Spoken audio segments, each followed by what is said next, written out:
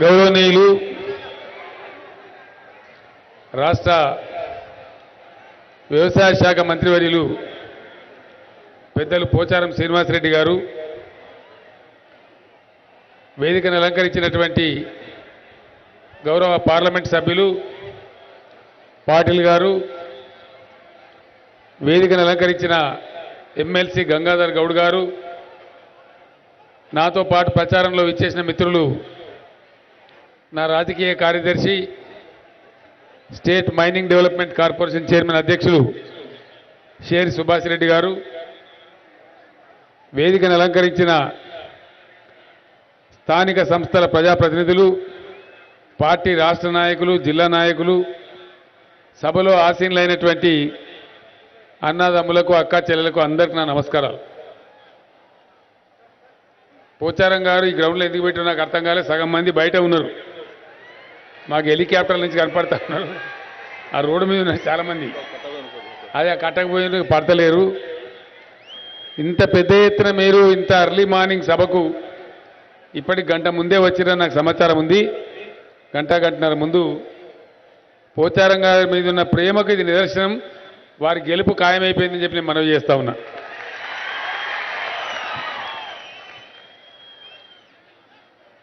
పోచారం గారి పేరే లక్ష్మీపుత్రుడు. ఎందుకంటే ఈ రాష్ట్రంలో, ఈ దేశంలో చాలామంది వ్యవసాయ శాఖ మంత్రులు అయినరు. కానీ పోచారం గారు వ్యవసాయ శాఖ మంత్రి అయిన తర్వాత తెలంగాణ రైతాంగం యొక్క దశ మారింది. బ్రహ్మాండమైన కార్యక్రమాలు వచ్చినాయి. చాలా సంతోషం. వారి నాయకత్వంలో ఇంకా ముందు కూడా మన తెలంగాణ రైతులకు ఇంకా మేలు జరగాలని చెప్పి నేను కోరుకుంటా ఉన్నా.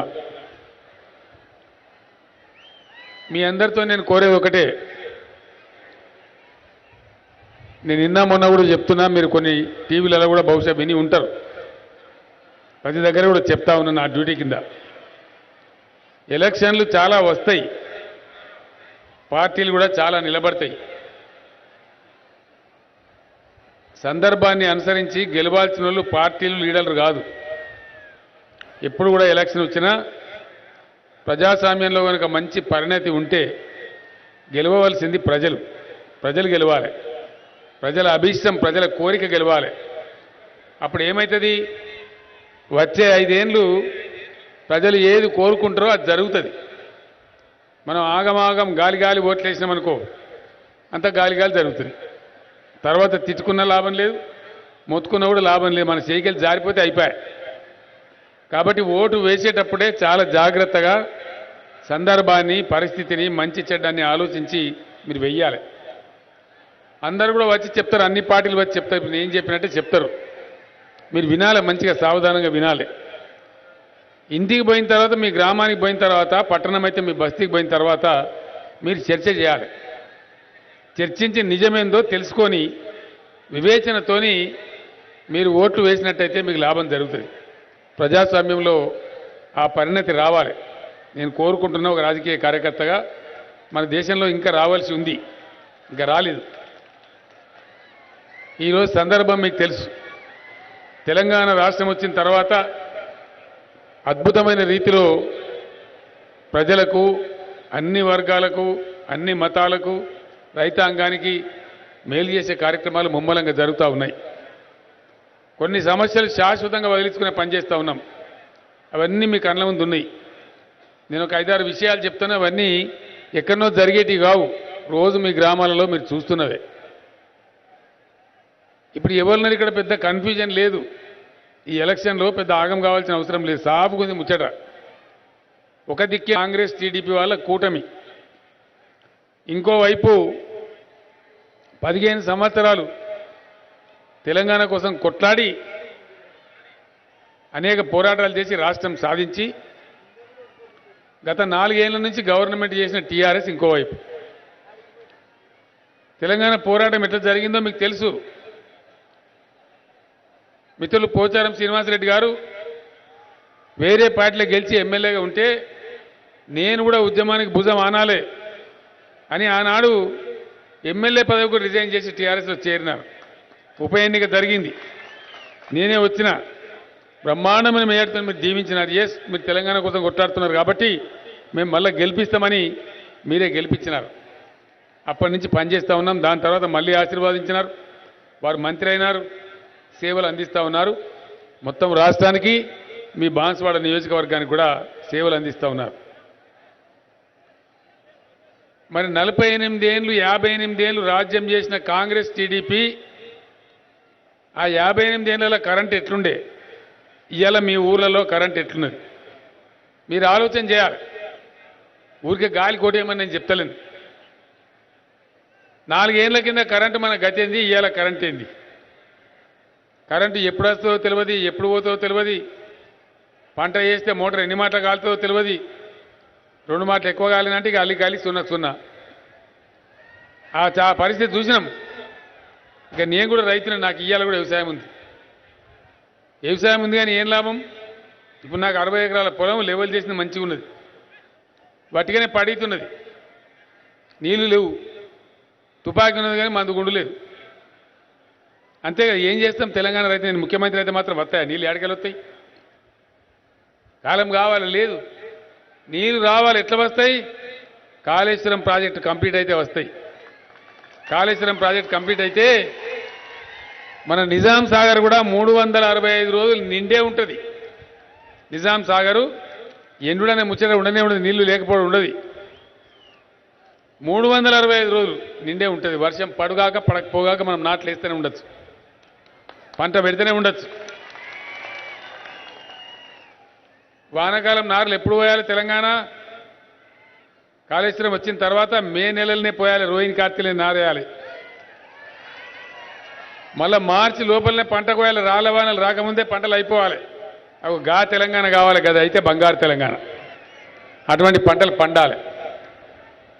అందుకోసం నేను మిమ్మల్ని కోరేది, మేము చెప్పే విషయాలు వినండి. కరెంటు బాగా చేసుకున్నాం, ఇక పోదు కరెంటు పోనీయం. దమన కాంగ్రెస్ వస్తే పోతుంది కానీ పోచారం శ్రీనివాసరెడ్డి ఉంటే, కేసీఆర్ ఉంటే కరెంటు పోదు. నువ్వు దుంకుతున్నావు కానీ కాంగ్రెస్ వచ్చినంటే ఖాయంగా పోతుంది మరి. ఎందుకంటే వాళ్ళకి చేయరాదు, వాళ్ళకి తెలివి లేదు. నేను చెప్తున్నా, తెలివి లేదు వాళ్ళకు. చంద్రబాబు నాయుడు అంటే నేనే హైదరాబాద్ కట్టినా, మరి హైదరాబాద్ నువ్వు కడితే మా కులీ కుతుబ్ షా ఏం చేసినట్టు? అగో చార్మినార్ కూడా నువ్వే కట్టావా? ఇక ఆయన ఇంకోటి అంటాడు, హైదరాబాద్ను ప్రపంచ పటంలో నేనే పెట్టినా. నువ్వు ప్రపంచ పటం పెట్టినావు, మన్ను పెట్టినావు, కానీ కరెంట్ ఏడ పెట్టినావు? కరెంట్ ఎందుకు ఇయ్యలే? నువ్వు చాలా తెలివికలోని మహా మేధావి, మా గొప్పోని అంటే కాంగ్రెస్లో పెద్దోళ్ళే, టీడీపీలో పెద్దోళ్ళే, బాగా మేధావులు, తెలివికళ్ళు. ఆయన అనలేదా? ఎవరు ఆయన? ఆంధ్ర ఆయన కిరణ్ కుమార్ రెడ్డి ఏమన్నాడు దీపే ముందు? మీకు తెలంగాణకు తెలివి లేదు, మీకు తెలంగాణ వద్దు. ఒకవేళ తెలంగాణ అయితే మీకు కరెంట్ రాదు, సింహం చీకటి అయిపోతుంది, మీ ఇండస్ట్రీ అంతా తరలిపోతుందని మాట్లాడి. ఇలా విషయం నేను గర్వంగా చెప్తాను తెలంగాణ బిడ్డగా. ఇది నేను చెప్తున్న స్టోరీ కాదు. నిన్న నరేంద్ర మోడీ పచ్చబద్దాలు మాట్లాడి నిజామాబాద్. ఒక దేశం ప్రైమ్ మినిస్టర్ మాట్లాడాల్సిన ముచ్చట కాదు, చాలా చిల్లర మాట మాట్లాడి ఆయన. నిజామాబాద్లో కరెంట్ లేనాడు. లేదా నిజామాబాద్లో కరెంటు? బాన్స్వాడ చెప్పాలి, ఇలా ఉన్నదా లేదా కరెంటు? అక్క మీరు చెప్తలేరు, కరెంటు ఉన్నదా లేదా అంటే నరేంద్ర మోడీ పచ్చి అబద్ధం చెప్పిండు, झूठा మాట మాట్లాడిండు. ఒక దేశ ప్రధానమంత్రి మాట్లాడాల్సిన మాట కాదు, చాలా చీప్గా మాట్లాడి. అదేవిధంగా భారత విద్యుత్ శక్తి ప్రాధికార సంస్థ, ఎలక్ట్రిసిటీ అథారిటీ ఆఫ్ ఇండియా, వాళ్ళు డిక్లేర్ చేసింది పర్ క్యాపిటా పవర్ యూటిలైజేషన్, తలసరి విద్యుత్ వినియోగం భారతదేశంలో ఎక్కడ ఎక్కువ వినియోగం ఉందంటే తెలంగాణ రాష్ట్రంలోనే డిక్లేర్ చేశారు. నేను చేయలే. ఏ కిరణ్ కుమార్ రెడ్డి మీకు సింహం చిక్కడద్దని చెప్పిండో, ఆయన రాష్ట్రంలో ఆంధ్రప్రదేశ్లో లేదు. ఇలా 24 గంటల కరెంటు తెలంగాణలో ఉన్నది. అంటే తెలివి వాళ్ళకి లేదు, దేవుడు మనకిచ్చిన తెలివి మనం చేసుకున్నాం, తిప్పలపడ్డాం. పట్టుకనే రాదు, వస్తుంది కరెంట్ అంటే డంబచారం కొడితే రాదు, చాలా కష్టం చేయాలి. ఇవాళకి నేను కానీ మా మంత్రులు కానీ మా సెల్ ఫోన్లలో మా ఐప్యాడ్లో ఉంటుంది విద్యుత్ ప్రవాహ్ అని చెప్పి ఒక యాప్ ఉంటుంది, టీఎస్ ట్రాన్స్మిషన్ అనే యాప్ ఉంటుంది. గంటకు చెక్ చేస్తాం, రోజు 3 మాటలు చెక్ చేస్తాం. కొత్తగూడెం ఎంత అవుతుంది, రామగుండంలో ఎంత ప్రొడ్యూస్ అవుతుంది, కేటీబీపీ వరంగల్ ఎంత అవుతున్నది, హైడ్రో ఎలక్ట్రిసిటీ ఎంత వస్తున్నది, బయట రాష్ట్రాల నుంచి ఎంత వస్తున్నది, కేంద్ర వాటా ఎంత వస్తున్నది అని ఎప్పటికప్పుడు చూసుకుంటూ ఎట్లా సరఫరా అవుతున్నదని రోజుకు 3 మాటలు 4 మాటలు మానిటర్ చేస్తాం, కావలి కాస్తాం. అట్లా కాస్తే మీకు 24 గంటల కరెంట్ వస్తూ ఉంది. ఇది సత్యం. వాళ్ళ పని చేయలే, చెయ్యరు కూడా. ఏడిపించిరు మనలా. 30 ఏళ్ళు ఏడిచినాం, ధర్నాలు చేసినాం, ఎన్నో బాధలు పడ్డాం, పంటలు ఎండిపోయినాయి. కానీ ఇయ్యలే. చివరికి మనిషి చచ్చిపోతే బతిలాడాలి. మనిషి చచ్చిపోతే కాళేశ్వరానికో బొంద పెట్టడానికో పోతే అది స్నానం చేయనే ఒక పావు గంట ఇడమంటే ఎమ్మెల్యేనో ఎవరో పైరవి చేస్తే ఫోన్ చేస్తే కరెంట్ రావాలి. అంత గోస పడ్డాం. ఇప్పుడు ఆ గోస లేకుండా అయిపోయింది. ఇట్లనే ఒకటి ఒకటి ఒకటి చేసుకుంటూ పోతున్నాం. మన జీవితంలో కూడా మనం ఇనుకోని పనులు, అనేకమైన పనులు మీ గ్రామాలలో మీ కళ్ళ ముందే ఉన్నాయి. ఇలా 6 కిలోల బియ్యం ఇచ్చేది మీ కళ్ళ ముందే ఉన్నది. 1000 రూపాయల పెన్షన్ వచ్చేది మీ కళ్ళ ముందే ఉన్నది. 24 గంటల కరెంటు మీ ఊళ్ళోనే ఉన్నది. అదేవిధంగా కళ్యాణ లక్ష్మి 1,116 రూపాయలు వచ్చేది మీ కళ్ళ ముందరనే ఉన్నది. కేసీఆర్ కిట్లు మహిళలు ప్రసవిస్తే ఏ విధంగా వాళ్ళని ఆదుకుంటారో అది మీ కళ్ళ ముందే ఉన్నది. ఇది ఎక్కడనో జరిగేది నేను చెప్తలేను. మీ గ్రామాలలో నిత్యం మీ కళ్ళ ముందున్న సంగతి నేను చెప్తా ఉన్నా. ఇవన్నీ కూడా ఎక్కడికి వెళ్ళి వచ్చినాయండి? గతంలో ఎందుకు లేవు? గతంలో వాళ్ళే మింగిన హైదరాబాద్లో కూర్చొని పంచుకొని తిన్నారు. ఇవాళ మేము కష్టపడి కడుపు కట్టుకొని నోరు కట్టుకొని రాష్ట్రం యొక్క ఆదాయం, రాష్ట్రం యొక్క సంపద పెంచినాం. ఆ పెంచిన సంపద రైతులకు పంచుతున్నాం, పేదలకు పంచుతున్నాం, ప్రజల కోసం పంచుతున్నాం. కాబట్టే ఇన్ని సంక్షేమ కార్యక్రమాలు చేయగలుగుతున్నాం. నేను వస్తుంటే చూసిన డబుల్ బెడ్రూమ్ ఇల్లు అక్కడ కడుతున్నారు. గులాబీ రంగేశ్వరి వాటికి సగం వాటికి వేసి ఇంకా సగం వాటికి వేయాలి. డబుల్ బెడ్రూమ్ ఇల్లు మేము కడితే ఏమాయ కేసీఆర్ అంటారు. మీ లెక్క మేము లంగతనం చేయం, మీ లెక్క మేము దొబ్బి తినం. ఇల్లు కడతామని చెప్పి బిల్లు ఎత్తుకోం. మీరు ఎత్తుకున్నారా? చరిత్ర మీకున్నది. ఇప్పుడు ఎన్టీ రామారావు కాడ మొదలుపెట్టి ఇప్పటిదాకా ఎన్ని కట్టామని చెప్పారండి? ఒకవేళ మొత్తం కట్టే ఉంటే మళ్ళీ ఇలా ఇండ్లు ఎందుకు అవసరం పడతాయి? ఇక గరీబోడు ఎట్లుంటాడు అంటే కట్టలే మింగినరు. మంతే నేను ఒక నియోజకవర్గం ఉన్నది, 100 ఇండ్లు పట్టి ఉంటే 140 ఇండ్లు కట్టినట్టు రికార్డు ఉన్నది. ఇప్పుడు 140% కట్టిపడేసి బిల్లులు ఎత్తుకున్నారు. మళ్ళీ మంతేనికి పోతే మాకు ఇల్లు లేదని చెప్పి దరఖాస్తు వస్తుంది. అంటే దాని అర్థమైంది, కట్టలే తినేసింది. మీరు చేసినట్టు కుంభకోణం మేము చేస్తలేము. డబుల్ బెడ్రూమ్ ఇల్లు మేము కడితే ఆ ఇంటికి ఏ ఇంటికి అయితే ఇస్తామో 2 తరాలకు వాళ్ళకి బాధ పోవాలి, ఇంకో జనరేషన్ కూడా ఇల్లు బాధ పోవాలి. కాబట్టి ఆ రకంగా మంచి కార్యక్రమాన్ని తీసుకొని కడతాం. ఎస్, కొద్దిగా ఆలస్యం అవుతుంది, కానీ దేరాయ తందురుస్తాయి అన్నట్టు కొద్దిగా ఆలస్యమైనా మంచి ఇల్లు కడుతున్నాం. గతంలో ఏం చేశారండి మీకు తెలియదా? ఎవ్వరికి ఇల్లు కట్టినా అప్పు పెట్టారు. ప్రతి ఇంటి మీద 50,000 అప్పు, 1,00,000 అప్పు పెడితే 4,316 కోట్లు. ఏమవుతుంది? అది బ్యారికేడ్ పడిపోతుంది. తమ్ముడు వద్దమ్మా మెల్లగా, పోలీస్ చూడా బాబు, బ్యారికేడ్ పోతుంది అక్కడ, స్టాంపేడ్ కాగల స్టూడెంట్. తమ్ముడు మీరు అక్కడే ఉండాలి, రావద్దు దయచేసి, ముందుకు రావద్దు, తొక్కిసలాట అవుతుంది. నేను చెప్పిన శ్రీనివాసరెడ్డి గారు ఇరుకు గ్రౌండ్లో పెట్టండి మీటింగ్, పడతలేరు మంది ఆడ. మెల్లగా 2 నిమిషాలైతే అయిపోతుంది. ఆ బ్యారికేడ్ పడిపోయినా ఎక్కడ ఉన్న అక్కనే ఉండండి దయచేసి, ఇది తోసుకొని రావద్దు. డబుల్ బెడ్రూమ్ ఇల్లు కట్టుకుంటున్నాం, పెన్షన్లు కడుపు ఇచ్చుకుంటున్నాం.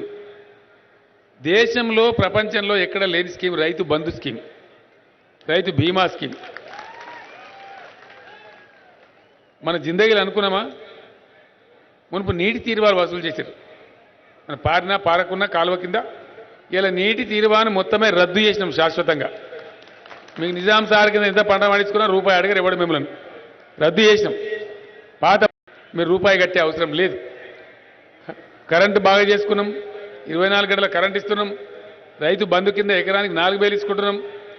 నేను మళ్ళీ ఈరోజు అనౌన్స్ చేస్తా ఉన్నా, ఈ బాన్స్వాడ నుంచి ఆసరా పెన్షన్లు ఏవైతే ఇస్తున్నామో అది 1,000 రూపాయల నుంచి 2,016 రూపాయలకు పెంచుకుందాం.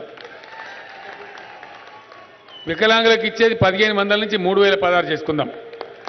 నిరుద్యోగులకు కూడా నెలకు 3,016 రూపాయలు భృతి ఇచ్చుకుందాం. లక్షలాది మంది యువకులకు వస్తుంది. అదేవిధంగా రైతు బంధు కూడా ఎకరానికి 4,000 పంటకి ఇచ్చే బజాయ్ ఎకరానికి 5,000 ఇచ్చుకుందాం, సంవత్సరానికి 10,000 ఇచ్చుకుందాం.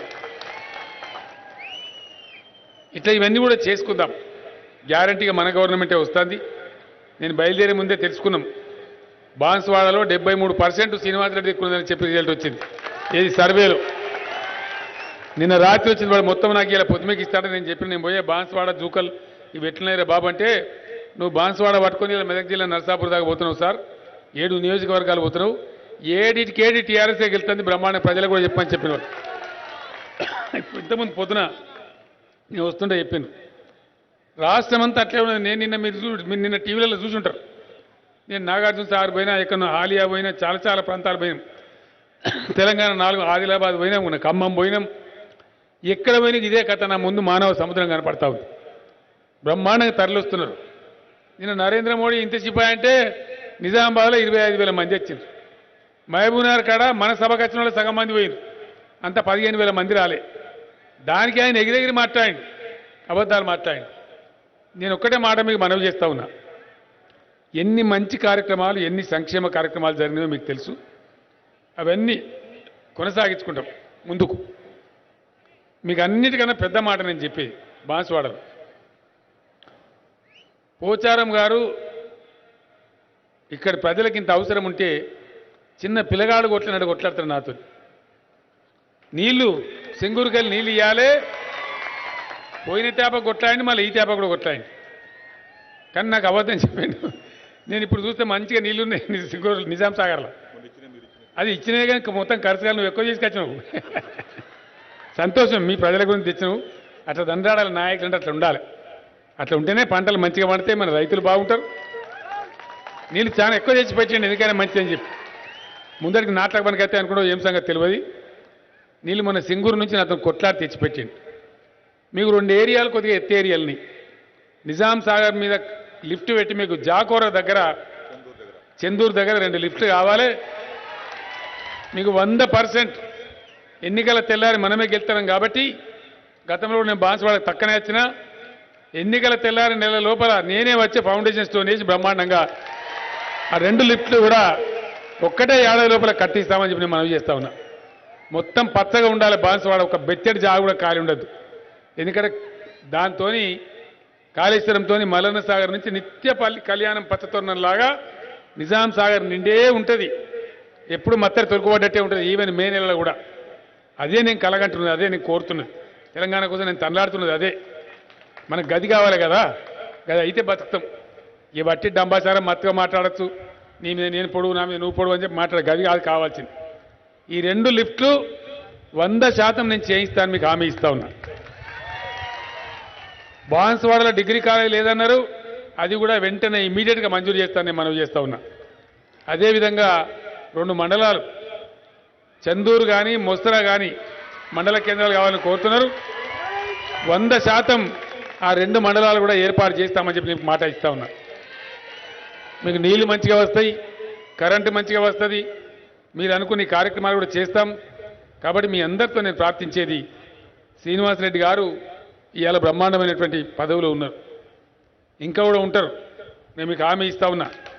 వారు ఆర్డినరీ ఎమ్మెల్యేగా ఉండరు, మీరు రాసి పెట్టుకోండి. మీరు వారిని గెలిపించుకుంటే వారు పెరుగుడు కాదు, వారు ఆల్రెడీ పెరిగే ఉన్నారు. ఆయన సఫిషియెంట్లీ సీనియర్ లీడర్, మంచి క్యాబినెట్ హోదాలో ఉన్నారు, రేపు కూడా ఉంటారు. వారు గెలవడం ద్వారా మీకు లాభం అవుతుంది, బాన్స్వాడకు లాభం అవుతుంది, తెలంగాణ రాష్ట్రానికి లాభం అవుతుంది, ఈ జిల్లాకు లాభం అవుతుంది. కాబట్టి అటువంటి నాయకుని గెలిపించుకోవాలి. మీ అందరిని కోరుతున్నాను నేను. గతంలో కూడా మనం ఇంకొక మాట చెప్పాలి బాన్స్వాడలో. నాకు ఈ సభలో 2 లక్షల రూపాయల క్రాప్ లోన్ ఎవరైనా రైతు ఉన్నారండి? ఉన్నారా? 2 లక్షల లేరు. కాంగ్రెస్ పార్టీ ఇప్పుడు డంబాచారం చెప్తారు, 2 లక్షలు మాఫీ చేస్తాడు. ఎవరికి? కోటీశ్వర్లకా? పోయినసారి మనం 1 లక్ష రూపాయలు చేస్తామన్నాం, చేసినాం. మళ్ళీ ఇప్పుడు కూడా ఇంకో 1 లక్ష రూపాయలు మాఫీ చేస్తాం గ్యారంటీగా. 24,000 కోట్లు అయితే ఉంది కానీ చేస్తాం. ఎందుకు చేస్తాం? దాని వెనుక మతలా ఉంది, వట్టిగా చేయం.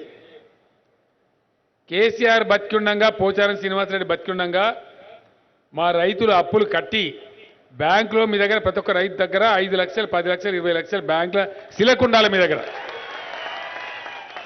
అప్పుడు అది బంగారు తెలంగాణ. కుల వృత్తులు నిలబెడుతున్నాం. గీత కార్మికులను నాశనం పట్టింది గత ప్రభుత్వం.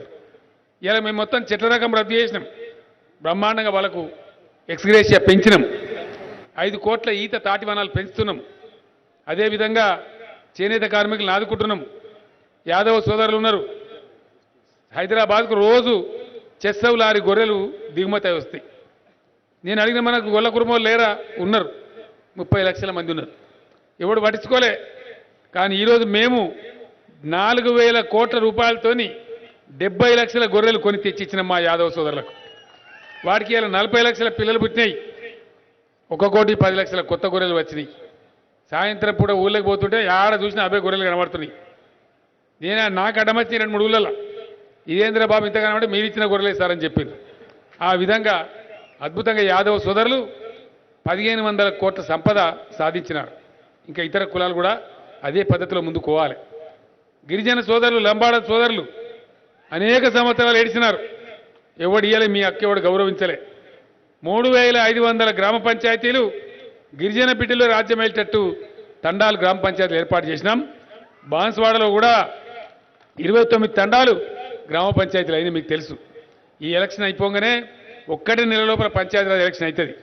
29 మంది గిరిజన బిడ్డలు ఈ బాన్స్వాడ నియోజకవర్గంలో సర్పంచ్లై రాజ్యం వెళ్తారని చెప్పి నేను మనవి చేస్తా ఉన్నా. మీరు ఎన్నేళ్ళు అడిగినా ఎవరు చేయలే, కానీ ఈరోజు టీఆర్ఎస్ గవర్నమెంట్ చేసింది. ఈ రకంగా అన్ని కార్యక్రమాలు చేసుకుంటూ ముందుకు పోతా ఉన్నాం. మీ అందరికీ కూడా ఒకటే మాటనే మనవి చేస్తా ఉన్నా. చరిత్రలో మీరు ఎన్నడూ అనుకోలే మీ ఊరికే వచ్చి మీ చేతికి పాస్బుక్ ఇచ్చిండ్రు. ఎప్పుడైనా అనుకున్నారా? గత గవర్నమెంట్లలో చూసినరా? చూడలే. మీ దగ్గరికే తోలిచ్చినాం, మీ దగ్గరికే చెక్కులు పంపించినాం. ఇలా మీ బ్యాంకులనే చెక్కులు వేస్తున్నాం. ఆ విషయం మీకు తెలుసు. ఆ రోజు మీ ఊరికి వచ్చి మీ ఇంటి ముందరకు వచ్చి మీ పాస్బుక్ ఇచ్చినాం. దీనిలో తకరారున్నాయి కావచ్చు, కొన్ని అడవి భూములే కావచ్చు, కొన్ని చిన్న చిన్న పంచాయతీలున్నాయి. వాటికి నేను ఒకటే మాట చెప్తా ఉన్నా. అడవి భూములు ఎవరైతే గిరిజన మిత్రులు కానీ ఇంకోలు కానీ దున్నుకొని కబ్జా ఉన్నారో మీ అందరికి పట్టాలు ఇచ్చే బాధ్యత నాది, నేనే వచ్చి ఇస్తా అని చెప్పి మనవి చేస్తా ఉన్నా. ఈ సమస్య ఒక బాన్స్వాడలే లేదు, ఎల్లారెడ్డిలో ఉన్నది, ఖమ్మం జిల్లాలో ఉన్నది, ఆదిలాబాద్లో ఉన్నది, వరంగల్ ములుగు ఏరియాలో ఉన్నది. దీనికి ఒక పరిష్కారం రావాలి, శాశ్వతంగా రావాలి. ఎందుకంటే మీకు కూడా బెనిఫిట్ రావాలి, మీకు కూడా రుణం దొరకాలి, మీకు కూడా రైతు బంధు రావాలి, మీకు కూడా రైతు బీమా రావాలి. అప్పుడే మాకు కూడా సంతోషం ఉంటుంది. కాబట్టి ఆ భూముల పంచాయతీ ఒడగొట్టే బాధ్యత నాది. అదేవిధంగా రెవెన్యూ భూములలో కూడా పార్ట్ బి ఏదైతే 2వ దఫా జరగాల్సింది ఉందో, ఎన్నికలు వచ్చి ఆగిపోయింది, లేకపోతే ఈ పార్టీకి అయిపోయేది, దాన్ని కూడా కంప్లీట్ చేస్తామని మనవి చేస్తా ఉన్నా. ఇట్లా రైతాంగాన్ని ఆదుకునే విషయంలో కానీ, అన్ని వర్గాల ప్రజలను ఆదుకునే విషయంలో కానీ మంచి పద్ధతిలో ఈ ప్రభుత్వం ముందుకు పోతా ఉంది. దీవించండి, ఆశీర్వదించండి. ఈ జిల్లాకు, పాత నిజామాబాద్ జిల్లాకు ప్రత్యేకత ఉంది. మొట్టమొదటిసారి గులాబీ జెండా ఎగిరేసిన జిల్లా ఈ జిల్లా. భాస్కర్ అని ఇక్కడ ఉన్నాడు మిత్రుడు, భాస్కర్ అని దర్జీ పని టైలర్ పని చేసే పిల్లవాడు. మొట్టమొదటిసారి ఇక్కడ జడ్పీటీసీ గెలిపించిన ఘనత మన బాన్స్వాడకు ఉన్నది. మళ్ళా పోచారం గారు మూమెంట్లో జాయిన్ అయినాక వారు రిజైన్ చేస్తే మళ్ళా గెలిపించి తెలంగాణ ఆత్మగౌరవం నిలబెట్టిన గడ్డ ఈ బాన్స్వాడ గడ్డ. ఆ రకంగా తెలంగాణ చైతన్యాన్ని మరొకసారి చాటి, దయచేసి ఇంకా మీరు ఇంతమంది ఉన్నారు, నాకు చాలా విషయాలు చెప్పాలని ఉంది, కానీ నేను వెళ్ళాలి, నాతో పాటు మంత్రి గారు కూడా వెళ్ళాలి. అవన్నీ కార్యక్రమాలు ఉన్నాయి. తను ఏదో రోడ్లు అడిగిన 4 ఏళ్ళ రోడ్లు అవన్నీ చిన్న చిన్న పనులు, ఆయన పెద్ద మనిషి, అవన్నీ ఆయనే చేసుకుంటే నేను చేసే అవసరం లేదు. కాబట్టి తప్పకుండా 100% చేద్దాం. మనం మీరు ఎద్దులు లేని మీరు మళ్ళీ ఉంటారు కదా, మీరు ఆడిపోతారు, నాకు అర్థం కాదు. తప్పకుండా మీ ఆధ్వర్యంలో అవన్నీ కూడా వారే చేస్తారు. వారికి ఆ కన్సర్న్ ఉంది, బాగా ప్రేమ, బాగా తలడిల్తాడు. నేనే ఆయనను బనాయిస్తూ ఉంటా. నువ్వు ఎటువెట్టి మళ్ళీ నీకు బాన్స్వాడే కైలాసం, బాన్స్వాడే వైకుంఠం, బాన్స్వాడ చుట్టే తిరుగుతాను అని చెప్పి నేను అంటా ఉంటా. ఎటువైనా పొద్దుగా వరకు మళ్ళీ బాన్స్వాడ చేరుతాడు. ఆ విధంగా కన్సర్న్ నుండి పనిచేస్తాడు. కాబట్టి ఎక్కడ లేనటువంటి ట్రాన్స్ఫార్మర్లు, ఎక్కడ లేనటువంటి సబ్స్టేషన్లు కట్టించిన నాయకుడు శ్రీనివాసరెడ్డి గారు. అద్భుతమైన సబ్స్టేషన్ ఆయన ఆ కాలంలో కట్టించినాడు. అంటే అంత కన్సర్న్. ఆయన కూడా ఒక కాపుదానం బిడ్డే కాబట్టి, రైతు కాబట్టి, రైతుల బాధ తెలుసు కాబట్టి అవన్నీ కూడా సేవ చేసినాడు. ముందర కూడా 700 కోట్లు తెచ్చి మీ నిజాం సార్ కాలంలోనే లైనింగ్ చేసినాడు. బోధన దాకా పోయినాడు, మోటార్ సైకిల్ మీద ఎక్కి తిరిగినాడు. మోటార్ సైకిల్ మీద ఎక్కి మేము మాట్లాడుతుంటే పంట వండగానే వస్తారు, లేటుగా వస్తారు క్యాబినెట్ మీటింగ్. ఏం సీనన్నా లేట్ వచ్చినామంటే కాంటాలు పెట్టించిన సార్, ఒక 50 దగ్గర కాంటాలు పెట్టి తెచ్చిన ధాన్యం జల్ది కొనాలి, పోవాలి. కర్ణాటక కూడా తెచ్చుకుంటాడా, వీడెచ్చుకుంటాడా? పంటలు పండియడం, పండిన పంట అమ్మడం, అంత శ్రద్ధ రైతుల గురించి శ్రీనివాసరెడ్డి గారు తీసుకుంటారు. మంచి నాయకుడు. మంచి వాళ్ళని గెలిపిస్తే మనకు మంచి జరుగుతుంది, లాభం జరుగుతుంది. మిమ్మల్ని అందరినీ కడుపులో పెట్టుకొని పైకి తీసుకుపోతారు. కాబట్టి శ్రీనివాసరెడ్డి గారి కారు గుర్తుకు ఓటేసి 1,00,000 మేయాడుతో గెలిపించి తెలంగాణ గౌరవాన్ని కాపాడాలని మిమ్మల్ని కోరుతూ నేను సెలవు తీసుకుంటా ఉన్నా. కారు గుర్తుకే, కారు గుర్తుకే జై తెలంగాణ, జై తెలంగాణ. ధన్యవాదాలు.